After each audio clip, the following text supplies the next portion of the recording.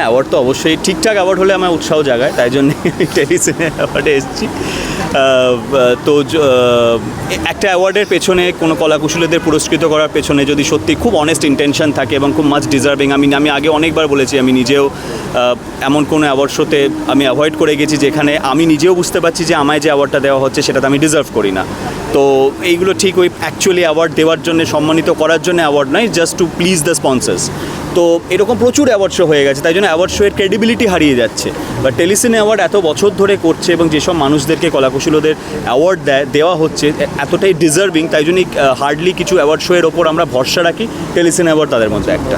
কি মনে হচ্ছে কাজের আবার শান্তি পরিবেশ ফিরবে? অবশ্যই, কেন ফিরবে না, অবশ্যই। আমরা মন দিয়ে কাজ করি, সবাই মিলে একসাথে কাজ করি, আর্ট অ্যান্ড কালচারকে এগিয়ে নিয়ে যাই। কারণ বাংলার ওপর আমার মনে হয় আমরা যা কন্টেন্ট বানাতে পারি, ইনফ্যাক্ট যে বাজেটেও আমরা কন্টেন্ট বানাতাম, সেই বাজেটে খুবই কম ইন্ডাস্ট্রি এমন আছে যে এত ভালো ভালো কন্টেন্ট বানাতে পারে। ইটস জাস্ট কোথাও একটা খামতি ছিল, যেটা আস্তে আস্তে আমার মনে হয় পূরণ হবে। এবং কোন ছবির জন্য নমিনেশন পাচ্ছ?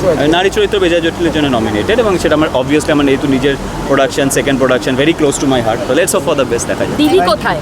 হ্যাঁ, দিদি কোথায়? কোন দিদি? ও আচ্ছা, তাই বল। দিদির কথা জানতে চাও? আর ভাগ্যে সেখানে ওই দিদি নেই। না, ও আজকে আসতে পারেনি, ওর একটা অন্য মিটিং আছে, বড় আসতে পারেনি।